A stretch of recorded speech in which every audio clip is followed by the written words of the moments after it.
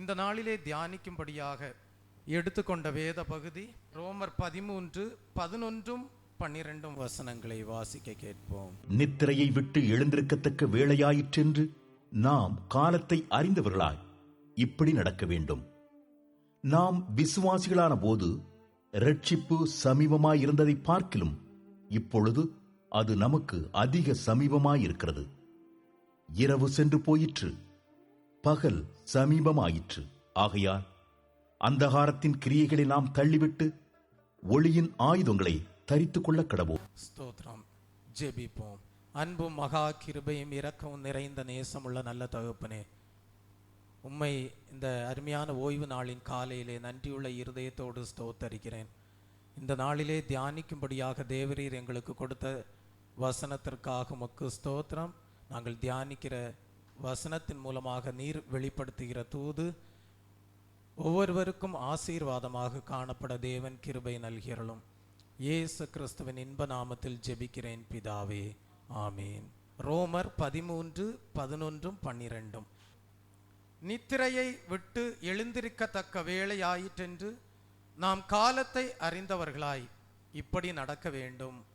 நாம் விசுவாசிகள் ஆனபோது இரட்சிப்பு சமீபமாய் இருந்ததை பார்க்கிலும் இப்பொழுது அது நமக்கு அதிக சமீபமாய் இருக்கிறது. இரவு சென்று போயிற்று, பகல் சமீபமாயிற்று. ஆகையால் அந்தகாரத்தின் கிரியைகளை நாம் தள்ளிவிட்டு ஒளியின் ஆயுதங்களை தரித்து கொள்ள கடவோம். கர்த்தருடைய நாமத்திற்கு மகிமை உண்டாவதாக. இங்கே பரிசுத்த பவுல் ஆண்டவராகிய இயேசு கிறிஸ்து வெளிப்பட போகிற நாளை குறித்து பேசுவதை நாம் பார்க்கிறோம். ஆண்டவராகிய இயேசு கிறிஸ்து வெளிப்பட போகிற நாளை குறித்து பரிசுத்த பவுல் பேசும்போது எப்படி அதை எடுத்துரைக்கிறார் என்றால், இரவு சென்று போயிற்று, பகல் சமீபமாயிற்று என்று சொல்வதை பார்க்கிறோம். பகல் சமீபமாயிற்று என்று சொல்லுகிறாரே, பகல் என்கிற வார்த்தையை பரிசுத்த பவுல் எப்படிப்பட்ட அனுபவத்தை கண்டு வெளிப்படுத்துகிறார் என்றால், ஆண்டவராகிய இயேசு கிறிஸ்துனுடைய வருகை மிகவும் சமீபமாய் இருக்கிறது. அந்த ஆண்டவராகிய இயேசு கிறிஸ்துனுடைய வருகையின் நாளை தான் பகல் என்று இந்த இடத்திலே குறிப்பிடுவதை நாம் அறிந்து கொள்ள முடியும். ஒவ்வொரு மனிதனும் இரவிலிருந்து மீட்கப்பட்டு ஆண்டவராகிய இயேசு கிறிஸ்துவின் வருகையின் நாளாகிய பகல் சமீபமாய் இருக்கிறது என்பதை அறிந்து கொண்டு அந்த ஆண்டவராகிய இயேசு கிறிஸ்துவினுடைய வருகையின் நாளுக்கு ஆயத்தப்பட்டவனாக, ஆண்டவராகிய இயேசு கிறிஸ்துவின் வருகையின் நாளிலே எடுத்துக்கொள்ளப்பட்டவனாக, ஆண்டவராகிய இயேசு கிறிஸ்துவினுடைய வருகையின் நாளிலே மீட்கப்பட்டவனாக காணப்பட வேண்டும் என்று இந்த இடத்திலே அந்த சத்தியத்தை வெளிப்படுத்தும்படியாக அதை எப்படிப்பட்ட வார்த்தைகளோடு சொல்லுகிறார் என்றால், இரவு சென்று போயிற்று, பகல் சமீபமாயிற்று என்று சொல்வதை பார்க்கிறோம். தெய்வ பிள்ளையே, ஒவ்வொரு மனிதனுடைய ஜீவியமும் எப்படி இருக்க வேண்டும் என்றால், என்னுடைய வாழ்க்கையிலே இருள் சென்று போயிற்று, ஆண்டவராகிய இயேசு கிறிஸ்து வெளிப்பட போகிற அந்த பகலின் நாளுக்காக நான் ஆயத்தமாய் இருக்கிறேன் என்று சொல்லக்கூடிய அனுபவத்திலே ஆயத்தத்தோடு காணப்பட வேண்டும். ஒவ்வொரு மனிதனும் தன்னுடைய ஜீவியத்தை கிறிஸ்து இயேசுவுக்கு முன்பாக ஆராய்ந்து பார்க்க வேண்டும். வேத வசனத்தின் வெளிச்சத்திலே ஆராய்ந்து பார்க்க வேண்டும். ஆராய்ந்து பார்த்துவிட்டு தன்னை குறித்து ஒரு நல்ல அறிக்கை செய்ய வேண்டும். என்னுடைய ஜீவியத்திலே இருள் சென்று போயிற்று, நான் ஆண்டவராகிய இயேசு கிறிஸ்துவின் வருகையின் நாளாகிய பகலுக்கு சமீபமாய் இருக்கிறேன் என்று சொல்லக்கூடிய ஒரு நல்ல அறிக்கை ஒவ்வொரு மனிதனுடைய வாழ்க்கையிலையும் காணப்பட வேண்டும். ஆம் தெய்வ பிள்ளையே, ஒவ்வொரு மனிதனுடைய வாழ்க்கையிலேயும் அந்தகாரத்தின் கிரியைகளை அவன் தள்ளிவிட்டு விட்டு ஆண்டவராகிய இயேசு கிறிஸ்துனுடைய வருகையின் நாளிலே சேர்த்து கொள்ளப்படும்படியாக, அவருடைய வெளிச்சத்தின் ராஜ்யத்திற்கு பங்குள்ளவர்களாக காணப்படும்படியாக ஒவ்வொரு மனிதனும் என்ன செய்ய வேண்டுமாம்? ஒளியின் ஆயுதங்களை தரித்து கொள்ள வேண்டும் என்று இந்த இடத்திலே பரிசுத்த பவுல் சொல்லுவதை பார்க்கிறோம். தெய்வ பிள்ளையே, ஆகவேதான் ஆண்டவராகிய இயேசு கிறிஸ்து ஒவ்வொரு மனிதனுடைய வாழ்க்கையையும் இரட்சிப்பின் அனுபவத்தோடு வழிநடத்தி செல்வதை பார்க்கிறோம். தெய்வ பிள்ளையே, 11ஆம் வசனத்திலே வாசிக்கிறோம், நாம் விசுவாசிகள் ஆனபோது இரட்சிப்பு சமீபமாய் இருந்ததை பார்க்கிலும் இப்பொழுது அது நமக்கு அதிக சமீபமாய் இருக்கிறது என்று சொல்வதை பார்க்கிறோம். இந்த இடத்திலே தெய்வ பிள்ளையே, 2 விதமான இரட்சிப்பை பற்றி இந்த வேத வசனம் வெளிப்படுத்துகிறது. ஒன்று, நாம் விசுவாசிகள் ஆனபோது நாம் இரட்சிக்கப்பட்ட அனுபவத்தை பற்றியும் பேசுகிறது. இன்னொன்று, இனி வரப்போகிற இரட்சிப்பை பற்றியும், அந்த இரட்சிப்பு நமக்கு சமீபமாய் இருக்கிறது என்பதை பற்றியும் சொல்லக்கூடிய வேத வசனமாய் இருக்கிறது. அப்படியானால் இன்றைக்கு நீங்கள் கேட்கலாம், 2 விதமான இரட்சிப்பு என்று சொல்கிறீர்களே, இதுவரைக்கும் நாங்கள் ஒரு இரட்சிப்பை பற்றி தான் கேள்விப்பட்டிருக்கிறோம். அது என்ன 2 இரட்சிப்பு, 2 விதமான இரட்சிப்பு என்று சொல்லுகிறீர்களே, அதை குறித்து சற்று சொல்லுங்கள் என்று நீங்கள் உங்கள் இருதயத்திலே கேள்வியோடு காணப்படலாம். அந்த கேள்விக்கு தேவன் இந்த காலை வேளையிலே உங்களுக்கு பதில் கொடுப்பாராக. முற்காலங்களிலே நாம் எல்லாருமே பாவத்திலேயும் சாபத்திலேயும் பலவிதமான அடிமைத்தனத்திலேயும் தான் காணப்பட்டோம். ஒரு மனிதன் தான் பிறந்ததிலிருந்தே எந்த ஒரு பாவமும் செய்யவில்லை என்று சொல்லிக் கொண்டாலும் கூட அவனும் கூட தன்னுடைய ஜீவியத்திலே பாவம் உள்ளவனாக தான் காணப்படுகிறான். வேத புஸ்தகத்தின்படி என் தாய் என்னை பாவத்திலே கர்ப்பம் தரித்தாள் என்று சொல்லப்பட்டிருக்கிறதே, முன்னோர்களுடைய பாவங்கள் சாபங்கள் ஒவ்வொரு மனிதனுடைய பிறவிலேயே தான் காணப்படுகிறது. ஆகவே ஒவ்வொரு மனிதனும் தன்னுடைய ஜீவியத்திலே உண்டாயிருக்கக்கூடிய பாவத்திற்கு பாவ மன்னிப்பை பெற்றுக்கொள்ள வேண்டும் என்கிற ஒரு சத்தியத்தை வேத புஸ்தகம் வெளிப்படுத்தக்கூடியதாய் இருக்கிறது. அந்த பாவ மன்னிப்பை கொடுக்கும்படியாக ஆண்டவராகிய இயேசு கிறிஸ்து இந்த உலகத்திலே வந்தார். தம்முடைய விலையேற பெற்ற இரத்தத்தை சிந்தினார். அவர் மரித்தார். 3ஆம் நாள் உயிர்த்தெழுந்து இன்றைக்கு பிதாவின் வலது பார்சத்திலே காணப்படுகிறார். நாம் அனைவரும் அறிந்த ஒரு சத்தியம் என்னவென்றால், ஒவ்வொரு மனிதனும் தன்னுடைய பாவ மன்னிப்புக்காக ஆண்டவராகிய இயேசு கிறிஸ்து என்கிற பலியை காட்டிலும் ஒரு மேலான பலியை செலுத்தி தன்னுடைய வாழ்க்கையிலே பாவ மன்னிப்பை உண்டாக்கி கொள்ள இயலாது என்பதை நாம் அறிந்திருக்கிறோம். ஆண்டவராகிய இயேசு கிறிஸ்து தம்முடைய விலையேற பெற்ற இரத்தத்தை சிந்தினது மேன்மையான பலியாக காணப்படுகிறது. அந்த மேன்மையான பலியை காட்டிலும் இன்றைக்கு ஒரு மனிதன் தன்னுடைய பாவ நிவிர்த்திக்காக மேன்மையான ஒரு பலியை செலுத்த இயலாது. ஆகவே ஒவ்வொரு மனிதனும் தன்னுடைய பாவத்திற்காக தான் ஆண்டவராகிய இயேசு கிறிஸ்து பரிசுத்த இரத்தத்தை சிந்தியிருக்கிறார் என்பதை விசுவாசித்து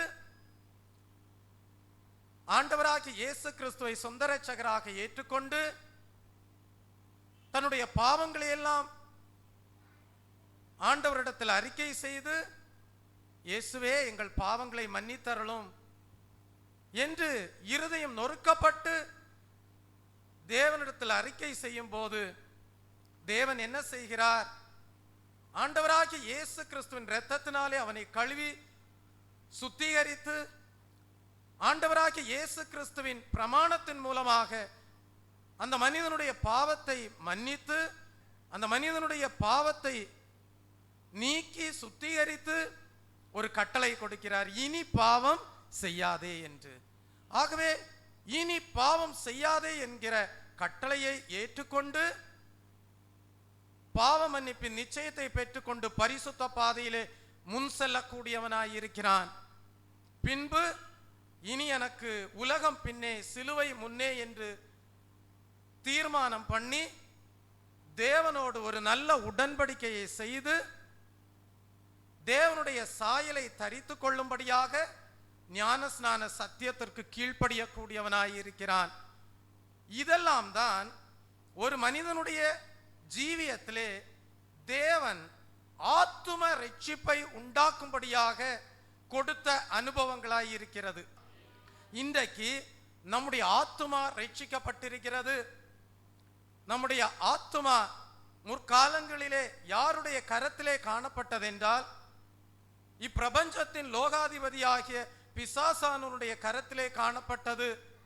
ஆனால் தேவனுடைய அழைப்பை ஏற்றுக்கொண்டு தேவனுடைய சுவிசேஷ வசனத்தை விசுவாசித்து அவருடைய இரத்தத்தாலே நாம் கழுவப்பட்டவர்களாக இன்றைக்கு நம்முடைய ஆத்துமா பிசாசனுடைய கரத்தில் அல்ல, நம்முடைய ஆத்துமா சாத்தானுடைய கரத்தில் அல்ல, நம்முடைய ஆத்துமா சாத்தானுடைய கரத்திலிருந்து மீட்கப்பட்டு தேவனுடைய கரத்திலே கொண்டு வரப்பட்டிருக்கிறது.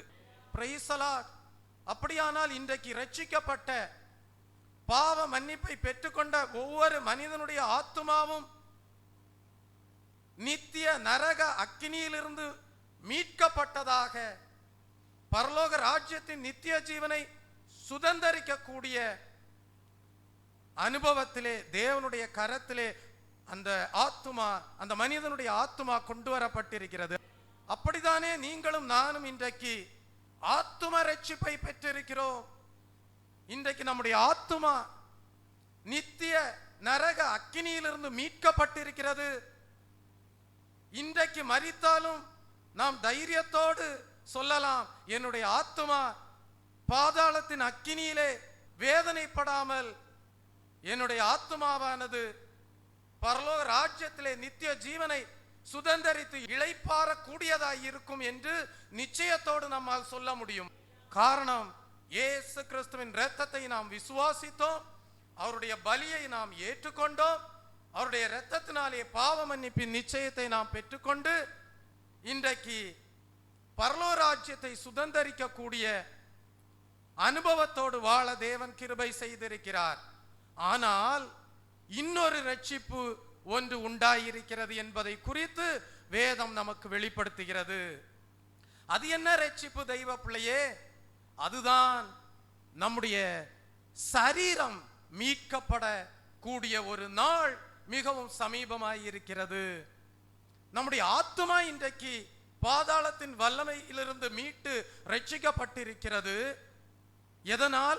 ஆண்டவராகிய இயேசு கிறிஸ்துவை சொந்த இரட்சகராக ஏற்றுக்கொண்டு பாவ மன்னிப்பின் நிச்சயத்தை அவருடைய இரத்தத்தினாலே பெற்றுக்கொண்டதினால்.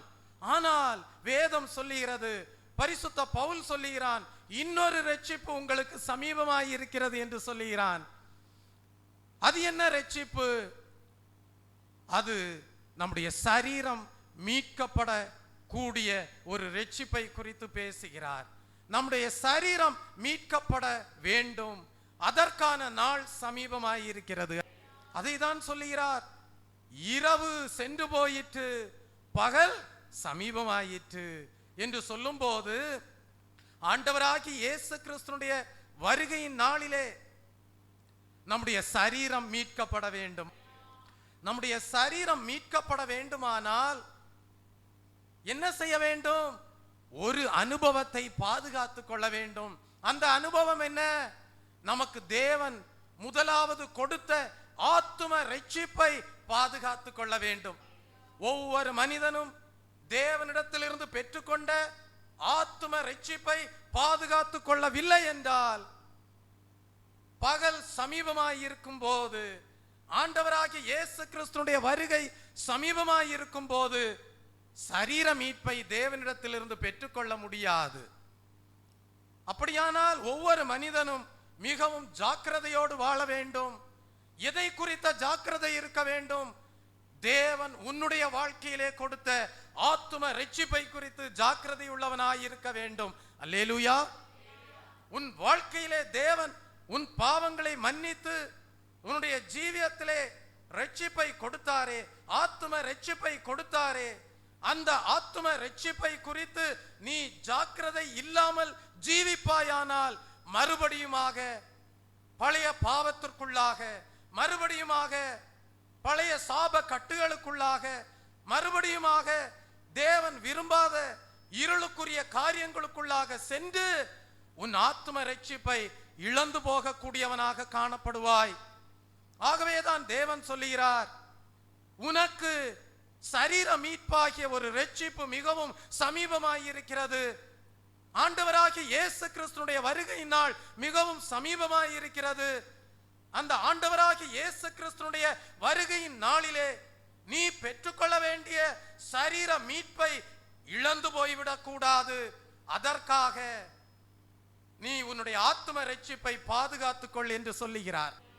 ஆகவேதான் வேதம் சொல்லுகிறது, முடிவு பரியந்தம் நிலைத்து நிற்பவனே ரட்சிக்கப்படுவான். ஒவ்வொரு மனிதனும் முடிவு பரியந்தம் நிலைத்து நிற்க வேண்டும். எதிலே நிலைத்து நிற்க வேண்டும்? தேவன் கொடுத்த ஆத்தும ரட்சிப்பிலே நிலைத்து நிற்க வேண்டும். அல்லேலூயா. அப்பொழுது ரட்சிக்கப்படுவான். அப்பொழுது ரட்சிக்கப்படுவான் என்று சொல்லும் போது அதற்குள்ளே ஒரு வெளிப்படுத்தல் உண்டு. அந்த ரட்சிப்பு எதை குறித்து பேசுகிறது என்றால், ஆண்டவராகிய இயேசு கிறிஸ்துடைய வருகையின் நாளிலே உன்னுடைய சரீரம் மீட்கப்பட போகிறதை குறித்து பேசுகிறது. அல்லேலூயா.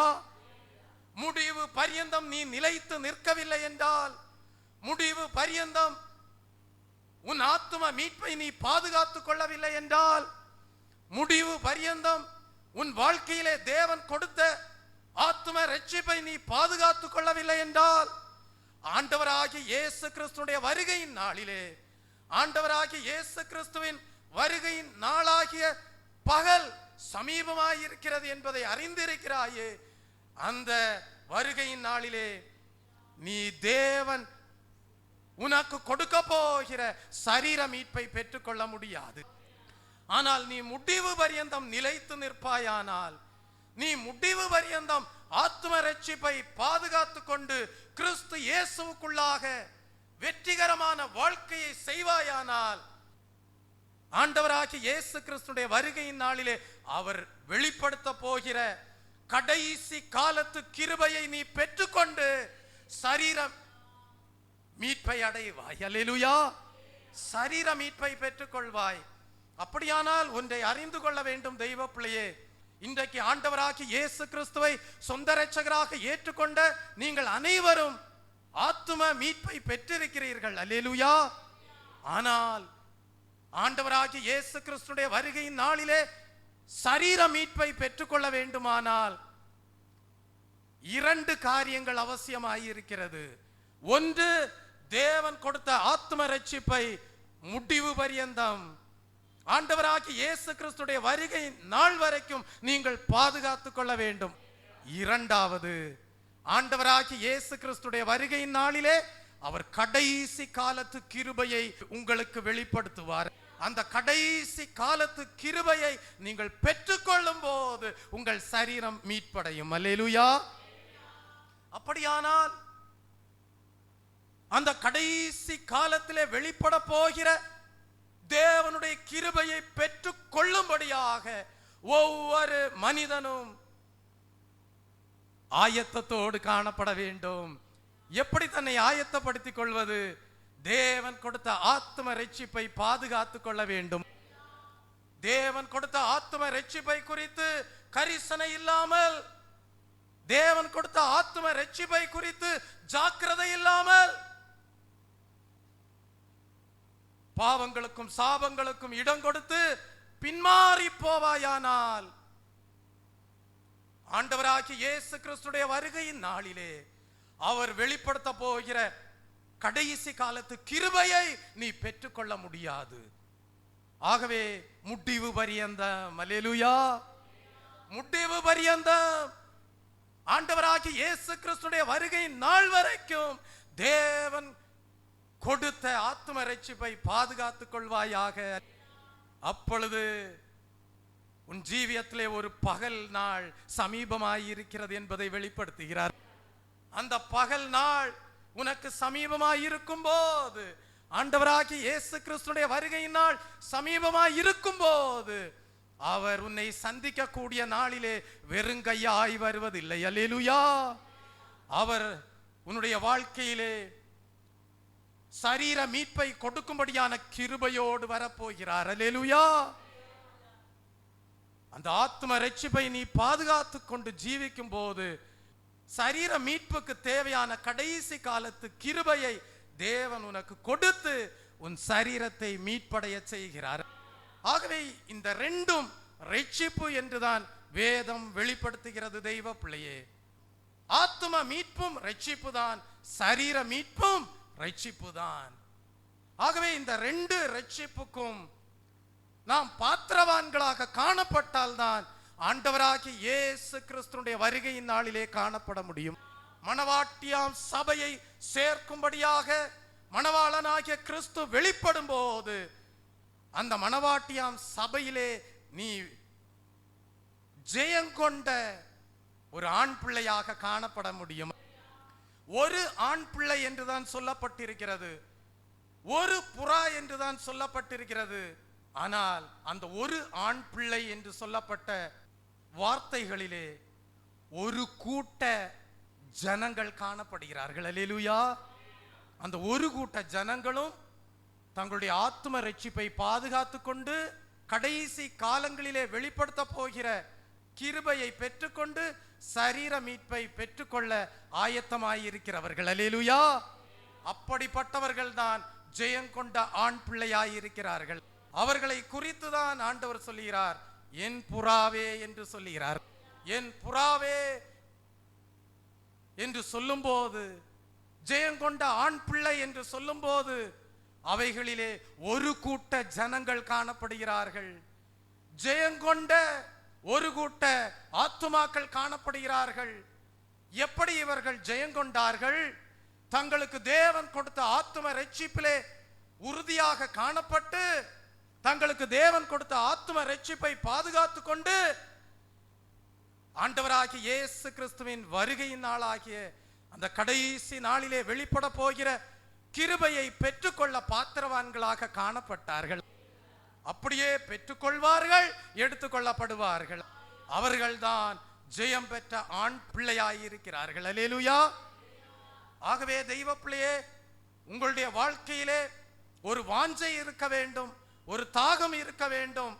நான் ஆண்டவராகிய இயேசு கிறிஸ்துடைய வருகையின் நாளிலே ஜெயம் பெற்ற ஆண் பிள்ளையின் கூட்டத்திலே காணப்பட வேண்டும் என்கிற வாஞ்சை உங்கள் ஒவ்வொருவருக்கும் உண்டாயிருக்க வேண்டும். அல்லேலூயா. அதற்கு தான் ஆண்டவர் சொல்லுகிறார், உங்கள் ஒவ்வொருடைய வாழ்க்கையிலேயும் இரவு சென்று போக போகிறது, பகல் சமீபமாயிருக்கிறது. அல்லேலூயா. ஆண்டவராகிய இயேசு கிறிஸ்துடைய வருகையின் நாள் சமீபமாயிருக்கிறது. ஆகவே பாவமாகிய இருள், அந்தகாரமாகிய இருள், சோதனை பாடுகளாகிய இருள், உபத்திரவங்களாகிய இருள், அவைகளெல்லாம் உங்கள் வாழ்க்கையிலிருந்து அகன்று போயிற்று. இதோ பகல் சமீபமாயிற்று. ஆகவே உன் வாழ்க்கையிலே தேவன் கொடுத்த ஆத்தும ரட்சிப்பை பாதுகாத்துக்கொள். அவருடைய வருகையின் நாளிலே தேவன் வெளிப்படுத்த போகிற கடைசி காலத்திலே வெளிப்பட போகிற கிருபையை, சரீர மீட்பிற்காக வெளிப்படுத்த போகிற கிருபையை பெற்றுக்கொள்ள ஆயத்தமாயிருப்பாயாக. அல்லேலூயா. ஆயத்தமாயிருப்பாயானால் ஜெயம் பெற்ற ஆண் பிள்ளை என்கிற கூட்டத்திலே, என் புறாவே என்று அழைக்கப்படுகிற கூட்டத்திலே நீ காணப்பட்டு, ஆண்டவராகிய இயேசு கிறிஸ்துவினுடைய வருகையின் நாளிலே அவருடைய எக்கால சத்தம் தொனிக்கும் போது நீ அவரை மத்திய ஆகாயத்திலே சந்திப்பாய். ஆத்தும ரட்சிப்பை உன் வாழ்க்கையிலே கொடுத்த தேவனுடைய கரத்திலே நீ காணப்படுவாய்.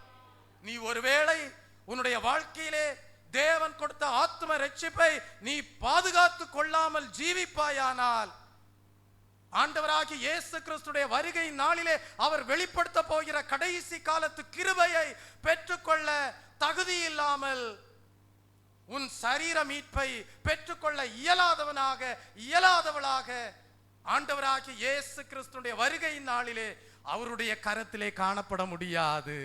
ஆத்ம ரட்சிப்பை அசட்டை பண்ணினாய் அல்லவா, மீண்டுமாக சாத்தானுடைய கரத்திலே, மீண்டுமாக பாதாளத்திலே அக்னியுள்ள வேதனையிலே நீ தள்ளப்படுவாய். இன்றைக்கு தீர்மானம் பண்ணு, உனக்கு இளைப்பாறுதல் உள்ள பரலோக ராஜ்யம் வேண்டுமா அல்லது வேதனைப்படுகிற பாதாளம் வேண்டுமா? தீர்மானம் பண்ணு. ஆண்டவராகிய இயேசு கிறிஸ்துவினுடைய கரத்திலே காணப்பட வேண்டும் என்று வாஞ்சிக்கிறாயா அல்லது சாத்தானுடைய ராஜ்யத்திலே சாத்தானுடைய கரத்திலே சிக்குண்டு வேதனைப்பட வேண்டும் என்று வாஞ்சிக்கிறாயா? தீர்மானம் பண்ணு. ஆத்ம ரட்சிப்பை பாதுகாத்து கொண்டாயானால் சரீர மீட்பிற்கான கிருபையை பெற்றுக் கொள்வாய். இயேசுவின் கரத்திலே காணப்படுவாய். அல்லேலூயா.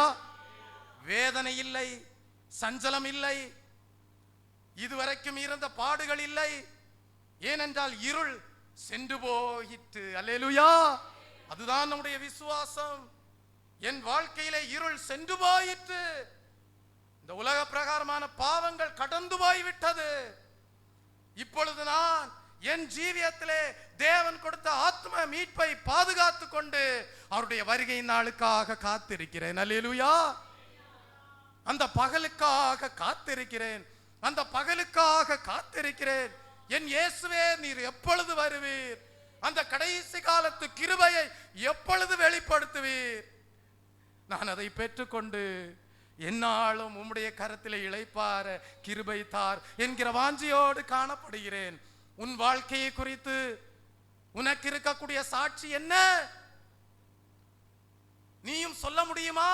என் ஜீவியத்திலே இருள் கடந்து போய்விட்டது. என் ஜீவியத்திலே பாவமாகிய இருள், அந்தகாரமாகிய இருள், சாபத்தின் இருள் எல்லாம் கடந்து போய்விட்டது. நான் காத்திருக்கிறேன், பகலுக்காக காத்திருக்கிறேன் என்று சொல்ல முடியுமா? ஆண்டவராகிய இயேசு கிறிஸ்துவின் வருகைக்காக காத்திருக்கிறேன் என்று சொல்ல முடியுமா? அப்படிப்பட்ட அறிக்கை இருக்குமேயானால் ஒரு நாள் வருகிறது, அது உன்னுடைய சந்தோஷத்தின் நாள். அல்லேலூயா.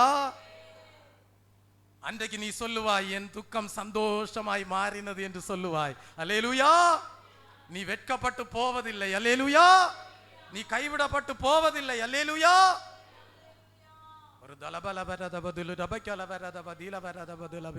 ஆகவே முடிவு பரியந்தம் உன் ஆத்ம மீட்பை பாதுகாத்துக் கொள்வாயாக.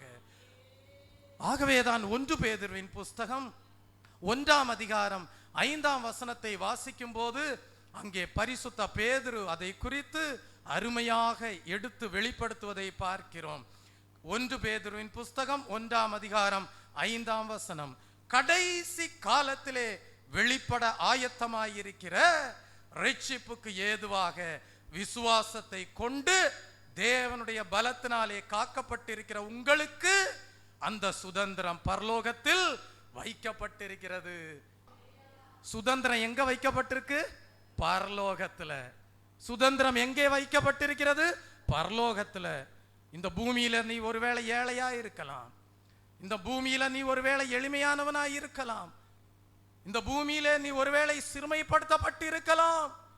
ஆனால் மனுஷனுடைய பார்வையிலே நீ அற்பமானவனாய் இருக்கலாம், மனுஷனுடைய பார்வையிலே நீ அற்பமானவளாய் இருக்கலாம். ஆனால் தேவனுடைய பார்வையிலேயோ அவருடைய ஆத்ம மீட்பை பெற்றுக்கொண்ட நீ விலையேற பெற்றவன். அல்லேலூயா. தேவனிடத்தில் பாவ மன்னிப்பை பெற்றுக்கொண்ட நீ விலையேற பெற்றவள். அல்லேலூயா. தேவன் சொல்லுகிறார், கடைசி காலத்திலே வெளிப்பட ஆயத்தமாயிருக்கிற ஒரு ரட்சிப்பு உண்டு மகனே மகளே, அதற்காக உன் ஆத்ம மீட்பை பாதுகாத்துக் கொள் என்கிறார். அல்லேலூயா. அந்த வசனத்திலே சொல்லப்பட்டிருக்கிறது, கடைசி காலத்திலே வெளிப்பட ஆயத்தமாயிருக்கிற ரட்சிப்புக்கு ஏதுவாக விசுவாசத்தை கொண்டு தேவனுடைய பலத்தினாலே காக்கப்பட்டிருக்கிற உங்களுக்கு அந்த சுதந்திரம் எங்கே உண்டு? பரலோகத்திலே உண்டு. அல்லேலூயா. ஆத்ம மீட்பை பெற்றுக்கொண்ட உன்னுடைய வாழ்க்கையின் முடிவு பாதாளத்தில் அல்ல, உன்னுடைய முடிவு பரலோகத்தில். அல்லேலூயா. அதற்கு தேவன் உன்னை சந்திக்கக்கூடிய நாள் மிகவும் சமீபமாய் இருக்கிறது. அல்லேலூயா. உனக்கு சரீர மீட்பை தேவன் கொடுக்கும்படியாக வெளிப்படுகிற நாள் சமீபமாய் இருக்கிறது. பகல் சமீபமாய் இருக்கிறது. நீ சொல்லுவாய், என் துக்கம் சந்தோஷமாய் மாறின என்று சொல்லுவாய். அல்லேலூயா. என் தேவன் என்னை சந்தித்தார், கிருபையை கொடுத்தார் என்று சொல்லுவாய். அல்லேலூயா. நீ கைவிடப்பட்ட சபையில் அல்ல, எடுத்துக்கொள்ளப்படுகிற சபையிலே காணப்படுகிறாய். அல்லேலூயா. இந்த பூலோகத்திலே சபைகள் காணப்படுகிறது. எல்லா சபைகளும் மணவாட்டியாம் ஜெயங்கொண்ட ஆண் பிள்ளையாக காணப்பட போகிறதில்லை. ஒரு தலபலவரதவதலவே ஆத்ம மீட்பை பாதுகாத்து கொண்டவர்கள், ஆத்ம ரட்சிப்பை பாதுகாத்து கொண்டவர்கள், கரை திரை இல்லாமல் பரிசுத்தமாக ஜீவிக்கிறவர்கள் கடைசி காலத்து ரட்சிப்பை பெற்றுக்கொண்டு இயேசு கிறிஸ்துவை மத்திய ஆகாயத்திலே சந்திப்பார்கள். அல்லேலூயா.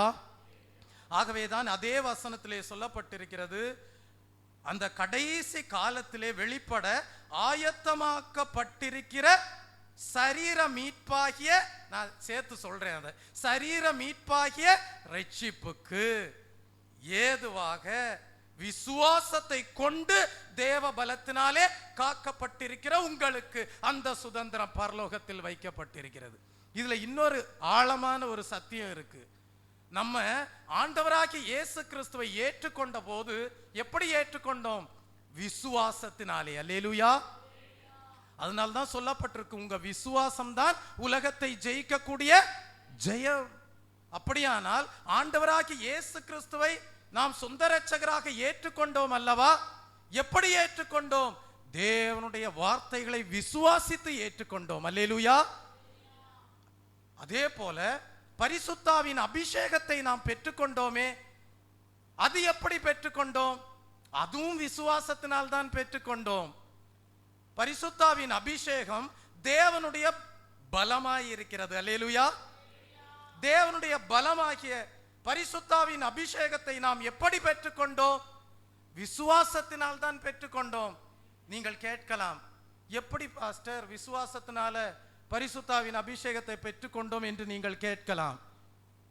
வேதம் சொல்லுகிறது, நீங்கள் ஞானஸ்நானத்தை பெற்றுக்கொள்ளுங்கள், அப்பொழுது பரிசுத்தாவின் வரத்தை பெற்றுக்கொள்வீர்கள். அப்ப ஞானஸ்நானத்தை பெற்றுக்கொள்ளும் போது பரிசுத்தாவியை பெற்றுக்கொள்வதற்கு தடை இருக்காது என்பதை நாம் வேத வசனத்தின் மூலமாக விசுவாசித்தோம், ஞானஸ்நானத்தை பெற்றுக்கொண்டோம், தேவ பலமாகிய பரிசுத்த ஆவியையும் பெற்றுக்கொண்டோம். அல்லேலூயா. இதை ஆண்டவராகிய இயேசு கிறிஸ்துனுடைய ஜீவியத்தின் மூலமாகவே நாம் கற்றுக்கொள்ள முடியும். ஆண்டவராகிய இயேசு கிறிஸ்து பாவம் இல்லாதவர் தான். ஆனால் நாம் எல்லாரும் முழுக்கு ஞானஸ்நானத்தை பெற்றுக்கொண்டு தேவனோடு ஒரு நல்ல உடன்படிக்கை செய்து கொள்ள வேண்டும் என்பதை நமக்கு கற்பிக்கும்படியாக, நமக்கு முன்மாதிரியாக ஆண்டவராகிய இயேசு கிறிஸ்து தாமே அவர் பாவம் இல்லாதிருந்தும் அவருடைய அடிச்சூடுகளை ஒவ்வொரு மனிதனும் பின்பற்ற வேண்டும் என்கிற நோக்கத்தோடு அதை செயல்படுத்தி காட்டும்படியாக அவர் இந்த உலகத்திலே இருந்த நாட்களிலே யோவான் ஸ்நானகனிடத்திலே ஞான ஸ்நானம் பெற்றுக்கொள்ளும்படியாக வருகிறார். அப்பொழுது யோவான் ஸ்நானகன் என்ன சொல்லுகிறார்? நான் உம்முடைய பாதரட்சைகளின் வாரை கூட அவிழ்ப்பதற்கு பாத்திரவான் அல்ல, அப்படி இருக்க நீர் என்னிடத்தில் வந்து ஞான ஸ்நானத்தை பெற்றுக்கொள்ளலாமா என்று யோவான் ஸ்நானகன் ஒரு கேள்வி எழுப்பின போது ஆண்டவராகிய இயேசு கிறிஸ்து அதற்கு ஒரு பதில் கொடுக்கிறார். என்ன பதில் கொடுக்கிறார்? இப்பொழுது இடம் கொடு, இப்படி சகல நீதியையும் நிறைவேற்றுவது நமக்கு ஏற்றதாய் இருக்கிறது. நான் ஒன்னே ஒன்னு சொல்றேன், மனுஷனை பிரியப்படுத்தணும்னு நினைச்சீங்கன்னா, மனுஷ உபதேசங்களுக்கு பிரியப்படுத்தணும்னு நினைச்சீங்கன்னா நீங்க ஞான ஸ்நானம் பெற்றுக்கொள்ள முடியாது. பழைய பாரம்பரியங்களை பிரியப்படுத்த வேண்டும் என்று நினைப்பீர்களானால் நீங்கள் ஞான ஸ்நானத்தை பெற்றுக்கொள்ள மாட்டீர்கள். உங்களுடைய இருதயமானது பழைய பாரம்பரியங்களுக்கு என்று கடினப்பட்டதாகவே தான் காணப்படும். ஆனால் வேத வசனத்தை விசுவாசிப்பீர்களானால், விசுவாசிக்கிறவர்கள் ஆண்டவராகிய இயேசு கிறிஸ்துடைய அடிச்சூடுகளை பின்பற்றி சகல நீதியையும் உங்கள் ஜீவியத்திலே நிறைவேற்றி கொள்ளக்கூடியவர்களாய் இருப்பீர்கள். அல்லேலூயா. அப்படி விசுவாசத்தினாலே தேவனுடைய வார்த்தையை விசுவாசித்து முழுக்கு ஞான ஸ்நானத்தை நீங்கள் பெற்றுக்கொள்ளும் போது வேதம் சொல்லுகிறது, நீங்கள் பரிசுத்தாவின் அபிஷேகத்தை பெற்றுக்கொள்வீர்கள். ஆண்டவராகிய இயேசு கிறிஸ்து ஒவ்வொரு மனுஷனுடைய வாழ்க்கையிலேயும் எல்லா நீதியையும் நிறைவேற்ற வேண்டும் என்கிற நோக்கத்தோடு யோவான் ஸ்நானனிடத்திலே போய் ஞான ஸ்நானத்தை பெற்றிருந்திருப்பாரே. ஆனால் நீங்களும் அந்த சத்தியத்தை விளங்கி கொண்டு உங்கள் ஜீவியத்திலே தேவனுடைய நீதியை நிறைவேற்றி கொள்ளும்படியாக அந்த முழுக்கு ஞான சத்தியத்திற்கு தேவனுடைய வார்த்தையை விசுவாசித்து கீழ்ப்படிய வேண்டும். அல்லேலூயா. அப்படி விசுவாசித்து கீழ்ப்படியும் போது தேவனுடைய பலமாகிய பரிசுத்தாவின் அபிஷேகத்தை பெற்றுக்கொள்வீர்கள். அல்லேலூயா. இப்ப அந்த வசனத்தை வாசியுங்க. கடைசி காலத்திலே வெளிப்பட ஆயத்தமாயிருக்கிற ரட்சிப்புக்கு ஏதுவாக. அப்படி என்றால் என்ன? ஆண்டவராகிய இயேசு கிறிஸ்து வெளிப்பட போகிற வருகையின் நாளாய் இருக்கிற அந்த பகல் உங்களுக்கு சமீபமாய் இருக்கிறது. அந்த சமீபமாய் இருக்கக்கூடிய ஆண்டவராகிய இயேசு கிறிஸ்துவின் வருகையின் நாளிலே உங்களுக்கு தேவன் கடைசி காலத்து ரட்சிப்பாகிய சரீர மீட்பிற்குரிய ரட்சிப்பை கொடுக்க போகிறார். அதற்காக நீங்கள் இப்பொழுது காக்கப்பட்டிருக்கிறீர்கள். எப்படி காக்கப்பட்டிருக்கிறீர்கள்? எப்படி காக்கப்பட்டிருக்கிறீர்கள்? விசுவாசத்தினாலே நீங்கள் தேவனிடத்திலிருந்து பெற்றுக்கொண்ட தேவனுடைய பலமாகிய பரிசுத்தாவின் அபிஷேகத்தினால் காக்கப்பட்டிருக்கிறீர்கள். அல்லேலூயா, அல்லேலூயா. நன்றாக தெரிந்து கொள்ளுங்கள், ஆத்தும ரட்சிப்பை ஒரு மனுஷன் பாதுகாத்து கொள்ள வேண்டுமானால் பாவங்களுக்கு, சாபங்களுக்கு, உலக பிரகாரமான கரைத்திரை ஒன்றும் உங்க ஜீவியத்தில் அணுகாதபடி உங்கள் ஜீவியத்திலே தேவன் கொடுத்த ஆத்ம ரட்சிப்பை நீங்கள் பாதுகாத்துக் கொள்ள வேண்டுமானால் உங்கள் சுய முயற்சியினால் பாதுகாத்துக் கொள்ள முடியாது. சபையை விட்டு வெளியே போவீங்க, ஒரு நண்பன் உங்களை பார்ப்பான், உலக பிரகாரமான நண்பன் ஒருவன் உங்களை பார்ப்பான். எங்க போயிட்டு வர்றேன்னு கேட்பான். சர்ச்சுக்கு போயிட்டு வர்றேன்னு சொல்லுவீங்க. சர்ச்சில் போய் உனக்கு என்ன கிடைச்சதுன்னு கேட்பான். இல்ல, பாவம் இல்லாம பரிசுத்தமா வாழணும்னு ஒரு வெளிப்படுத்தல் எனக்கு கிடைச்சிருக்குன்னு சொல்லுவான் இவன். அப்படியே தன்னுடைய ஜீவியத்துல தேவன் கொடுத்த ஆத்ம ரட்சிப்பை பாதுகாத்து கொள்ளணும்னு ரொம்ப அதிகமா பிரயாசப்படும் போது அப்பதான் அவனுடைய வீட்டுல ஒரு என்ன நடக்கும்னா, ஒரு கல்யாணமோ ஏதாவது வைபவம் அங்கே நடக்கும்.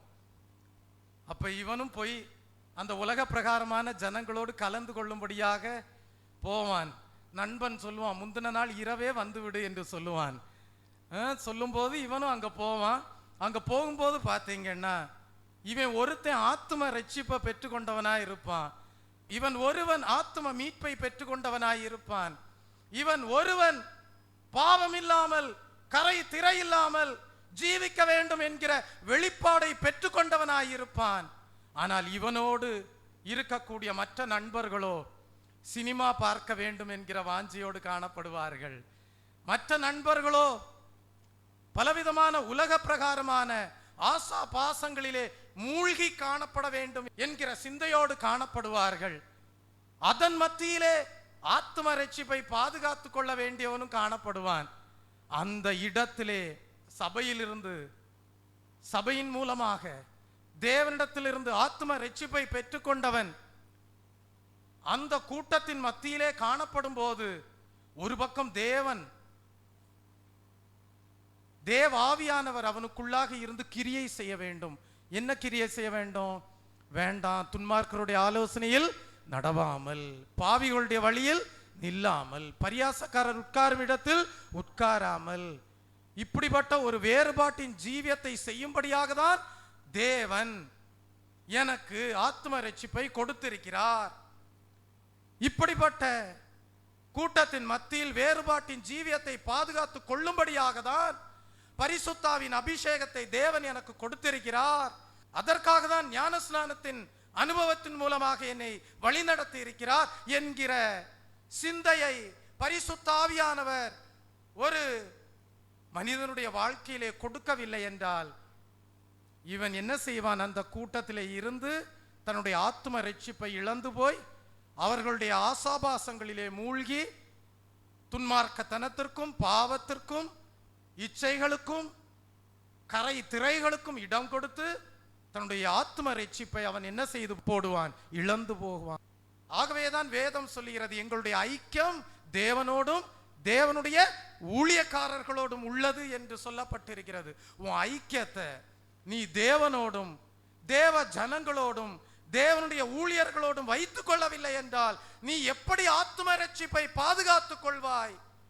சபையை விட்டு வெளியே போகும்போது உன்னுடைய நட்பு வட்டாரங்களை எல்லாம் நீ உலக பிரகாரமாக ஜீவிக்கக்கூடிய மனிதர்களோடு வைத்துக் கொள்வாயானால் உன் ஜீவியத்திலே தியாகம் செய்து இரத்தம் சிந்தி ஆத்ம மீட்பை கொடுத்த தேவனை நீ அசட்டை பண்ணி போடக்கூடியவனாயிருப்பாய். ஆகவேதான் இந்த நாளிலே இது ஒரு சிந்திக்க வேண்டிய நாள். நான் அநேக வசனங்களை எடுத்து விரிவாக பேசவில்லை என்றாலும் உன் ஆத்தும ரட்சிப்பை நீ பாதுகாத்துக் கொள்ள வேண்டும் என்று ஆணித்தரமாக உனக்கு உரைக்கக்கூடிய ஒரு நாளாய் இருக்கிறது. Praise the Lord.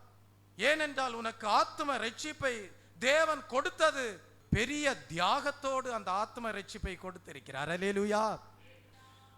தேவன் தம்முடைய ஒரே பேரான குமாரனை இந்த உலகத்திற்கு அனுப்பி கொடுத்து உனக்காக அவர் கெத்செமனே தோட்டத்திலே உன் பாவங்களை எல்லாம் ஏற்றெடுத்து இருதயம் நொறுக்கப்பட்டு வேர்வை துளிகள் எல்லாம் இரத்த துளிகளாக அந்த கெத்செமனே தோட்டத்திலே விழும்படியாக தன்னை ஒப்பு கொடுத்திருக்கிறார். அது மாத்திரமல்ல, சரீரத்திலே எல்லா விதமான வேதனைகளையும் பாடுகளையும் சித்திரவதைகளையும் அவர் ஏற்றெடுத்திருக்கிறார் என்பதை நீ மறந்து போவாயானால் தேவன் உனக்கு கொடுத்த ஆத்தும ரட்சிப்பை நீ அசட்டை பண்ணி போடுவாய். பின்பு பரலோகத்திலே உனக்கு சுதந்திரம் கிடையாது. உன்னுடைய சுதந்திரம் சாத்தானுடைய கரத்திலே, சாத்தானுடைய ஆளுகையிலே நீ காணப்படுவாய். ஆகவே பயபக்தியோடு தேவன் கொடுத்த ஆத்தும ரட்சிப்பை பாதுகாத்துக் கொள்வாயாக. அல்லேலூயா, அல்லேலூயா.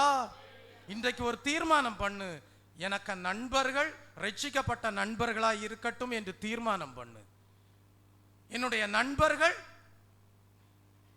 பரிசுத்த ஜீவியம் செய்ய வேண்டும் என்கிற நல்ல வாஞ்சையுள்ள நண்பர்கள் என்கிற ஒரு தீர்மானம் நீ இந்த நாளிலே எடுத்துக்கொள்ள வேண்டும். வாலிபன் தன் வழியை எதனால் சுத்தம் பண்ணுவான்? கர்த்தருடைய வசனத்தின்படி தன்னை காத்துக் கொள்வதனால் தானே. ஒரு தலபலபரதபதலபே. வாலிபனே, உன் சிருஷ்டிகரை நினை. தேவன் உனக்கு ஆத்ம ரட்சிப்பை கொடுத்திருப்பதை நீ லெகுவாக எண்ணி அவர் உன்னை வழிநடத்தி செல்லக்கூடிய பரிசுத்த பாதையை குறித்த சிந்தை இல்லாமல் நீ உலகத்தால் கரைபட்டு போவாயானால், நீ உலக பிரகாரமான நட்புகளை உன் ஜீவியத்திலே வைத்துக் கொள்வாயானால் ஆத்ம ரட்சிப்பை இழந்து போவாய். பரலோக ராஜ்யத்தின் சுதந்திரத்தையும் இழந்து போவாய்.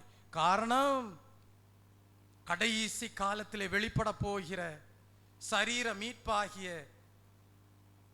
கிருபையை நீ பெற்றுக்கொள்ள தகுதி இல்லாமல் போய் விடுவாய். ஆகவே இன்றைக்கு நல்ல ஒரு தீர்மானம் செய்வாயா? இன்றைக்கு நான் செய்யும் இந்த தீர்மானத்தை என்றைக்கும் காத்திட ஆவியால் நிரப்போம்.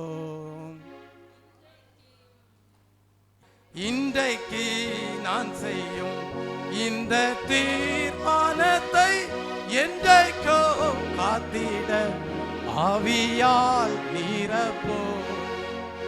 அல்லேலூயா. உங்கள் ஒவ்வொருவருடைய ஜீவியத்திலேயும் உங்களுக்கு நல்ல வாஞ்சை இருக்கு. என்ன வாஞ்சை? தேவன் கொடுத்த ஆத்ம ரட்சிப்பை பாதுகாத்துக் கொள்ள வேண்டும் என்கிற நல்ல வாஞ்சை இருக்கிறது. ஆனால் தேவன் சொல்லுகிறார், அது உன் சுய முயற்சியினால் முடியாது, அது உன் சுய பலத்தினால் முடியாது, அது உன் பராக்கிரமத்தினால் முடியாது. காரணம், இந்த உலகம் பாவ உலகமாய் இருக்கிறது. அல்லேலூயா. நீ வெளியே போகும்போது பாவமும் சாபமும் கரைப்படுத்தக்கூடிய காரியங்களும் தான் உன்னை சூழ்ந்து கொள்ளும். அவைகளின் மத்தியிலே நீ உன் தீர்மானத்தை எப்படி பாதுகாத்துக் கொள்ள செய்ய போகிறாய்?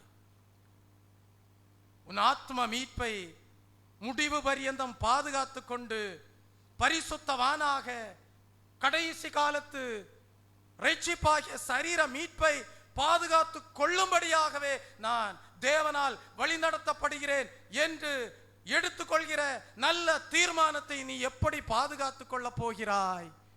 அது உன்னுடைய சுய முயற்சியினால் முடியாது. ஆகவேதான் வேதம் சொல்லுகிறது, சரீர முயற்சி அற்ப பிரயோஜனமானது. சரீர முயற்சி அற்ப பிரயோஜனமானது. அப்ப சரீர முயற்சியினால ஆத்ம ரட்சிப்பை பாதுகாத்துக் கொள்ள முடியாது. ஆத்ம ரட்சிப்பை நீ பாதுகாத்துக் கொள்ள வேண்டுமானால் தேவ பலன் அவசியமாயிருக்கிறது. தேவனுடைய பரிசுத்தாவி அவசியமாயிருக்கிறது. ஆகவேதான் அந்த பக்தன் பாடுகிறான், இன்றைக்கு நான் செய்யும் இந்த தீர்மானத்தை என்றைக்கோ காத்திட ஆவியால் நிரப்பு. பக்தன் என்ன பாடுகிறான்? ஆவியினால் நிரப்பும் என்று பாடுகிறான். தெய்வமே, நான் எடுத்துக்கொண்ட நல்ல தீர்மானத்தை பாதுகாத்துக் கொள்ளும்படியாக உம்முடைய பரிசுத்த ஆவியினால் என்னை நிரப்பும் என்று பக்தன் பாடுகிறான். அல்லேலூயா. இங்கே இருக்கிற வாலிப சகோதரனே, சகோதரியே, ஒரு தேவன் இந்த நாளிலே உன்னோடு இடைப்பட்டு கொண்டிருக்கிறார். உன்னுடைய ஆத்ம ஜீவியம் எப்படி இருக்கிறது? உன்னுடைய ஆத்ம ரட்சிப்பு அருமையானது. சங்கீதக்காரன் சொல்லுகிறான், ஆத்ம ரட்சிப்பு மிகவும் அருமையானது என்று சொல்லுகிறான். தேவன் உன் வாழ்க்கையிலே கொடுத்த ஆத்ம ரட்சிப்பை அருமையானது என்பதை எண்ணி ஜீவிப்பாயாக. அல்லேலூயா. ஆத்ம ரட்சிப்பு அருமையானது என்பதை எண்ணாமல் நீ ஜீவிப்பாயானால் சரீர மீட்பை எப்படி பெற்றுக்கொள்வாய்? ஒருவேளை நீங்கள் முதிர் வயதிலே காணப்படலாம், சிறியவர்களாயிருக்கலாம். எல்லாரும் ஆண்டவருடைய பரிசுத்தாவின் அபிஷேகத்தை பெற்றுக்கொள்ள வேண்டும். தேவன் உங்களுக்கு அருளுகிற பரிசுத்தாவின் அபிஷேகத்தை பெற்றுக்கொண்டால்தான் நீங்கள் எடுக்கிற தீர்மானத்திலே உறுதியாயிருந்து வெற்றியுள்ள வாழ்க்கை செய்ய முடியும். நீங்கள் ஒருவேளை உலக பிரகாரமான நண்பர்களோடு காணப்பட்டாலும், அவர்கள் மத்தியிலே நீங்கள் காணப்பட்டாலும், அவர்களுடைய செயல்களோ, அவர்களுடைய கிரியைகளோ, அவர்களுடைய நடக்கைகளோ உங்கள் ஜீவியத்திலே இராதபடி உங்களை பாதுகாத்துக் கொள்ள ஏதுவாயிருப்பது தேவன் உங்களுக்கு கொடுக்கிற பரிசுத்தாவின் அபிஷேகம் தான். ஆகவேதான் பக்தன் பாடுகிறான், இன்றைக்கு நான் செய்யும் இந்த தீர்மானத்தை என்றைக்கோ காத்திட ஆவியால் நிரப்பு. நோருக்கும் மோருக்கும் உடையும் பலமும் உமக்கே உகந்த தூய சரீரமா ஐம்பொறிகளையும் உமக்குள் அடக்கும் இயேசுவே ஆவியால் நிரப்பு. வெற்றி வாழ்க்கையுள்ள மகனாய் திகழ அக்கினி என்னுள்ளம் நிரப்போ. வெற்றி வாழ்க்கையுள்ள மகளாய் திகழ அக்கினி என்னுள்ளம் நிரப்போ. உம்மை போல் யாருண்டு எந்தன் இயேசுநாதா, இந்த பாதலத்தில் உம்மை போல் யாருண்டு? உம்மை போல் யாருண்டு எந்தன் இயேசுநாதா, இந்த பாதலத்தில் உம்மை போல் யாருண்டு? அல்லேலூயா, அல்லேலூயா, அல்லேலூயா. யார் இயேசு கிறிஸ்துவை முன்மாதிரியாக வைத்து இயேசு கிறிஸ்துவை போல மாற வேண்டும் என்கிற வாஞ்சையோடு காணப்படுகிறார்களோ, அப்படிப்பட்ட ஒரு 100 பேர் சபையில் இருந்த அதி ஊழியத்தின் வெற்றி. நீ உலக பிரகாரமான மனுஷரையெல்லாம் உனக்கு முன்மாதிரியா வச்சுட்டு அப்படிப்பட்ட காரியங்களை சபையிலே வந்து நடப்பிக்க வேண்டும் என்கிற எண்ணத்தோடு காணப்படுவாயானால் அதற்குரிய இடம் இது அல்ல. அல்லேலூயா. இது கடைசி காலத்து ரட்சிப்பை பெற்றுக்கொள்ளும்படியாக தேவ பலத்தோடு காக்கப்படுகிற ஆத்துமாக்கள் கூடியிருக்கிற இடம். அல்லேலூயா. ஆம் தெய்வ பிள்ளையே, நல்ல தீர்மானத்தை எடுத்திருக்கிறாய். கர்த்தாவே, எனக்கு பரலோக ராஜ்யம் வேணும், கர்த்தாவே பரலோக ராஜ்யத்திலே சுதந்திரம் வேண்டும் என்கிற நல்ல தீர்மானத்தோடு காணப்படுகிறாய். ஆனால் அந்த தீர்மானத்தை உன் ஜீவியத்திலே வெற்றிகரமாக செயல்படுத்தும்படியாக தேவனுடைய அபிஷேகத்தை பெற்றுக்கொள்வாயாக. அல்லேலூயா. ஆகவேதான் அங்கே சொல்லப்பட்டிருக்கிறது, விசுவாசத்தை கொண்டு தேவனுடைய பலத்தினாலே காக்கப்பட்டிருக்கிற உங்களுக்கு அந்த சுதந்திரம் பரலோகத்தில் வைக்கப்பட்டிருக்கிறது. ஆம், ஆண்டவராகிய இயேசு கிறிஸ்துடைய வருகை எப்பொழுது வேண்டுமானாலும் காணப்படலாம். ஒவ்வொரு நொடி பொழுதும் ஆயத்தத்தோடு காணப்பட வேண்டும். ஒவ்வொரு நொடி பொழுதும் உன் ஆவி ஆத்ம சரீரத்தை கிறிஸ்து இயேசுக்குள்ளாக கீழ்ப்படுத்தி வெற்றியுள்ள வாழ்க்கை வாழ வேண்டும். பரிசுத்த பவுல் சொல்லுகிறார், அனுதினமும் நான் சிலுவையில் அறையப்படுகிறேன் என்று சொல்லுகிறார். அனுதினமும் சிலுவையிலே அறையப்பட்டாராம். எதற்காக? அவருடைய வாழ்க்கையிலே பாவங்கள், சாபங்கள், உலகத்தால் கரைப்படுத்தக்கூடிய காரியங்கள் அணுகின போது அவர் சொல்லிவிட்டார், இவைகளுக்கு என் ஜீவியத்தில் இடமில்லை என்று சொல்லி நான் ஒவ்வொரு நாளும் சிலுவையிலே அறையப்படுகிறேன் என்று சொல்லி கிறிஸ்துவோடு பாடுகளை ஏற்றுக்கொண்டவராக காணப்பட்டார். அல்லேலூயா. ஆகவேதான் வேதம் சொல்லுகிறது, அவரோடு பாடுகளை சகிப்பீர்களானால் ஆளுகையும் செய்வீர்கள்.